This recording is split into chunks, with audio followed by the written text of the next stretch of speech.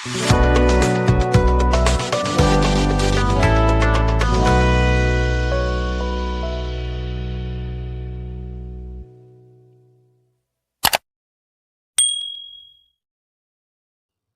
Champions trophy का official schedule अभी तक अनाउंस नहीं हुआ है, लेकिन टीम इंग्लैंड ने एक तरीके से अपनी चैंपियंस ट्रॉफी के लिए स्क्वाड अनाउंस कर दिया है।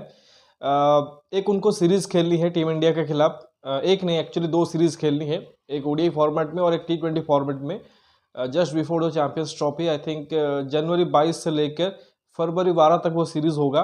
तो उस वजह से अब देखो इन्होंने दो स्क्वाड अनाउंस किए हैं, और जो ओडीआई स्क्वाड है वही एक तरह से फीचर करेगा चैंपियंस ट्रॉफी 2025 में, जो कि एक तरीके से पाकिस्तान में होना था। जैसा कि आपको पता है कि फॉर द सिक्योरिटी पर्पस काफ़ी सालों से टीम इंडिया पाकिस्तान ट्रैवल नहीं कर रही है, एंड दोनों ही टीमों के बीच वो जो बायलैटरल सीरीज है वो भी हो नहीं रहे हैं। अभी सिर्फ वो आईसीसी या एसीसी के टूर्नामेंट में ही एक तरह से एक दूसरे के साथ खेल रहे हैं, और वो भी न्यूट्रल वेन्यू पे।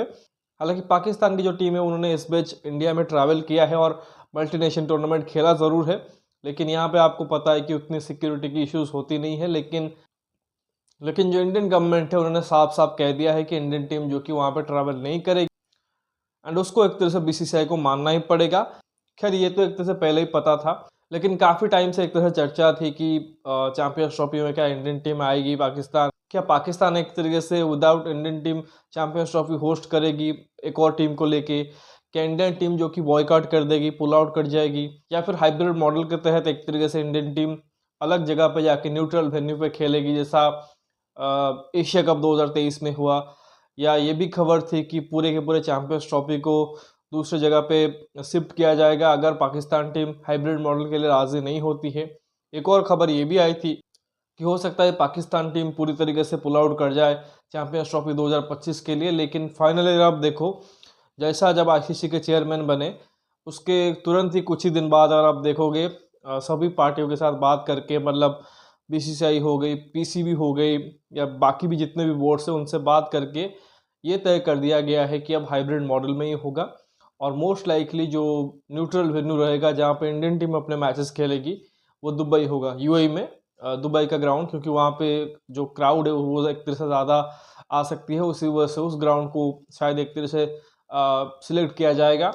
अभी तक देखो कोई शेड्यूल नहीं आया है, आई थिंक एक टेंटेटिव शेड्यूल शायद जारी हुआ था, बट जब ऑफिशियल शेड्यूल आएगा उसके बारे में बात करेंगे। लेकिन अभी के लिए आई थिंक यही फिक्स है शायद कि फरवरी 19 से लेके मार्च 9 तारीख तक, यानी कि अगर आप देखोगे तो जब इंडिया और इंग्लैंड का सीरीज खत्म होगा उससे जस्ट एक हफ्ते के बाद, और आईपीएल के स्टार्ट होने से 5 दिन पहले, आई थिंक इसी बीच एक तरह से चैंपियंस ट्रॉफी जो कि होस्ट होगा। आई थिंक दो ग्रुप्स होते हैं, जैसे कि पता है कि इंडिया पाकिस्तान हमेशा ही एक ही ग्रुप में रहते हैं ताकि आपस में उनका गेम हो, जिससे कि आईसीसी को काफ़ी फ़ायदा होता है एक तरीके से पैसे के वाइज, कि बहुत ज़्यादा लोग एक तरीके से उस मैच को कंज्यूम करते हैं, तो मैच जो कि बहुत ज़्यादा सेल होता है। इसके अलावा न्यूजीलैंड को शायद उन्होंने रखा है और बांग्लादेश को भी उसी ग्रुप में। थोड़ी सी आप बोलोगे कि टीम इंडिया के लिए हल्की ग्रुप है, लेकिन दूसरी तरफ अगर आप देखोगे तो Australia, England, south Africa and Afghanistan, जिस तरह से अफगानिस्तान ने राइज किया है पिछले कुछ टाइम में, जो हमने अभी रिसेंट 2023 के वर्ल्ड कप में भी देखा है, वो ग्रुप ऑफ डेथ है, कुछ भी हो सकता है उस टीम में, कोई भी दो टीमें एक तरीके से टॉप 4 में एंटर कर सकते हैं। खैर जब भी एक तरह से ऑफिशियल शेड्यूल आएगा उसके बारे में ज़रूर एक तरह से आपको बताऊंगा, लेकिन फिलहाल के लिए यही है कि हाइब्रिड मॉडल में ही होगा, जैसा कि एशिया कप 2023 में हुआ था। टीम इंडिया जो कि अपने जो मैचेस है वो किसी न्यूट्रल वेन्यू पे खेलेगी, एंड वही जो एक तरह से पैटर्न है हाइब्रिड मॉडल का वो इंडियन टीम को भी फॉलो करना पड़ेगा जब भी वो पाकिस्तान को होस्ट करेंगे किसी भी आईसीसी इवेंट में। जैसे कि आई थिंक 2026 में मेंस T20 वर्ल्ड कप होना है, या उससे पहले आई थिंक 2025 में शायद वुमेंस वर्ल्ड कप होना है। तो वहाँ पे देखोगे पाकिस्तान टीम जो कि वो ट्रैवल नहीं करेगी India, and they have to play their games at a neutral venue. अब वो लीग मैचेस के लिए तो अभी कंफर्म है, नॉकआउट मैचेस के लिए क्या होगा अभी भी एक तरह से कंफर्म नहीं है। अब क्योंकि पाकिस्तान टीम भी अपने जो एक तरीके से फैसला था उस पर कायम थी कि हमें तो पूरा का पूरा चैंपियंस ट्रॉफी होस्ट करने का एक तरह से मौका मिलना चाहिए, हम हाइब्रिड मॉडल नहीं करेंगे।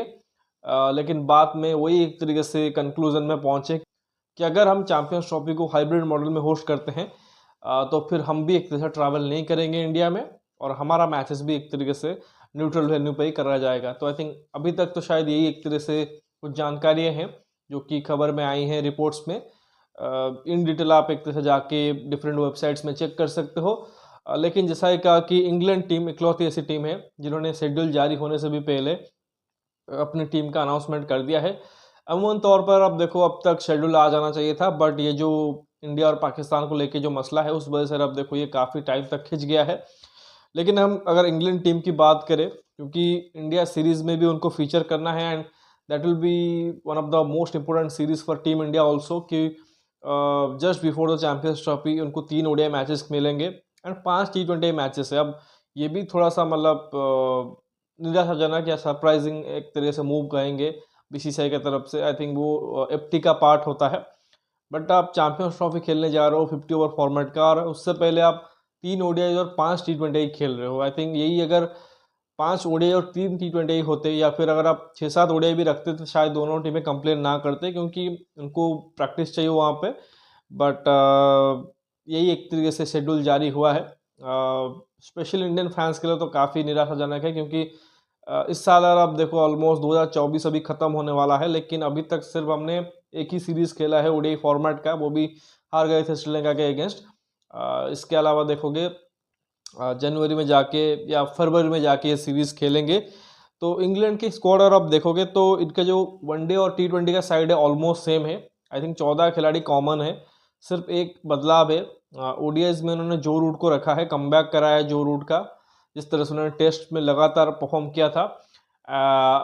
और उनके जगह पर अब देखोगे T20 में रेहान अहमद जो लेग स्पिनर है, यंग लेग स्पिनर, उनको रखा है।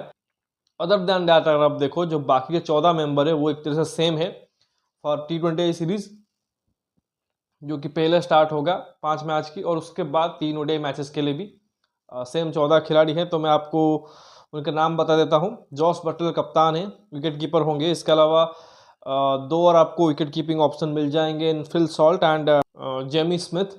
तो ये एक तरह से इनके विकेट कीपर बैटर्स हो गए। इसके अलावा अगर आप प्रॉपर बैटर्स में देखोगे, जैसा ही कहा कि जो रूट ओडीआईज में होंगे। इसके अलावा देखो बेन डकेट और हैरी ब्रुक भी हैं। अब फिर अगर आप ऑलराउंडर की तरफ मूव करेंगे तो फिर आपको लियम लिविंगस्टन का नाम दिखेगा, और साथ ही जैकब बेथल जो अभी रिसेंट टाइम्स में एक बहुत ही चर्चे में नाम है। इंग्लैंड के लिए अक्रॉस फॉर्मेट अभी खेल रहे हैं। लेफ्ट हैंडेड बैट्समैन है, लेफ्ट आर्म स्पिन भी डालते हैं, अच्छे यंग प्लेयर हैं। आरसीबी ने उनको आईपीएल ऑक्शन में खरीदा है, तो उनका नाम एक तरह से चर्चे में है। तो अभी जहाँ पे भी एक तरह से वो खेलेंगे किसी भी T20 लीग में या फिर इंग्लैंड टीम के लिए, तो उनका हाइप बना रहेगा, क्योंकि आपको पता है कि आईपीएल फैंस किस तरह से अपने फ्रेंचाइजीज के प्लेयर को थोड़ा सा ट्रेंड में लाते हैं। तो वो है। इसके अलावा देखोगे इन्होंने इकलौता स्पिनर आदिल रशीद लिया है, क्वालिटी लेग स्पिनर है, उस वजह से यहाँ पे फीचर कर रहे हैं। बाकी देखोगे इन्होंने काफ़ी सारे पेस बॉलिंग ऑप्शन रखे हैं, जिसमें जोफ्रा आर्चर, मार्क प्रमुख हैं जो कि इनके पेस अटैक को लीड करेंगे। इसके अलावा गस एटकिंसन भी हैं, शाकिब महमूद हैं, ब्रैंडन कार्स है, और साथ ही आप देखोगे जेमी ओवरटन जिनको चेन्नई ने पिक किया है आईपीएल ऑक्शन में, उनकी भी काफ़ी चर्चा हो रही है। लेकिन ये बॉलिंग ऑलराउंडर है, अच्छी खासी हिटिंग भी कर लेते हैं।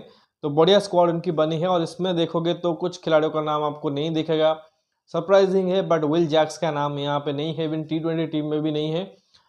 इसके अलावा मोइन अली और शाम करन से फाइनली उन्होंने एक तरह से मूव ऑन कर लिया है, क्योंकि ना तो ये बैटिंग में प्रॉपर यूटिलाइजेशन दे रहे थे और ना ही बॉलिंग में।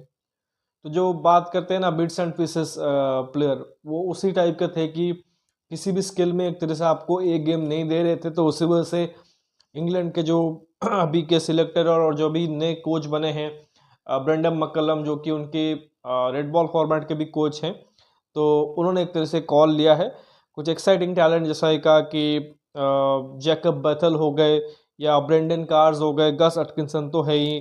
तो इन सबको एक तरह से अपॉर्चुनिटी मिली है। ज़बरदस्त स्क्वाड है, बट इंग्लैंड के लिए चैलेंज ये रहेगा कि एशियन कंडीशन में किस तरह से अडाप्ट करते हैं, क्योंकि ये वर्ल्ड कप में भी आए थे जब ये 2023 में डिफेंड करने आए थे, बट बुरी तरीके से इनका कैंपेन गुजरा। बट कंसिडरिंग कि ये पाकिस्तान के पिचेस पे मैच खेलेंगे जहाँ पे ऑलरेडी इनको पसंद है, वहाँ के पिचेस थोड़े से फ्लैट विकेट होते हैं, तो ये जो बैटिंग है और ये जो उनके पास अच्छे खासे तेज़ गेंदबाज हैं, तो हो सकता है कि बहुत अच्छा करे एंड कोशिश करेंगे जो हॉरिबल 2023 का वर्ल्ड कप गुजरा था उसको एक तरह से भुला के एक बेहतर टूर्नामेंट की उम्मीद करेंगे। तो लेट्स सी किस तरह से वो परफॉर्म करते हैं, लेकिन अभी इंतजार करना पड़ेगा बाकी टीमों का, स्क्वाड का भी और स्पेशली टीम इंडिया का, क्योंकि उनको भी इनके अगेंस्ट सीरीज खेलनी है। तो बहुत क्रूशियल हो जाएगा टीम इंडिया का सिलेक्शन। काफ़ी एक तरह से दिक्कत होने वाली है क्योंकि काफ़ी सारे ऑप्शंस हैं। अभी देखो बहुत से क्रिकेट हो रहे हैं, बॉर्डर गावस्कर ट्रॉफी के बीच में अभी हैं 2 और टेस्ट मैच बचे हुए हैं।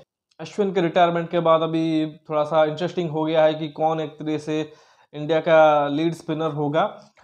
साथ ही देखोगे तो बिग बैश लीग भी चल रहा है। इसके अलावा पाकिस्तान और साउथ अफ्रीका की सीरीज़ चल रही है, न्यूजीलैंड और श्रीलंका की सीरीज़ होगी। फिर डोमेस्टिक में आप देखोगे तो विजय हजारे ट्रॉफी हो रहा है और वहाँ पे एक तरह से नज़र होगी कि कौन से खिलाड़ी जो कि एक तरह से वो इंग्लैंड वाले सीरीज़ में पिक हो सकते हैं। तो काफ़ी कुछ क्रिकेट चल रहा है, तो एंजॉय करिए। बाकी इंतज़ार रहेगा चैंपियंस ट्रॉफी के शेड्यूल के लिए, जब भी अनाउंस होगा उसके बारे में अपडेट दे दूंगा।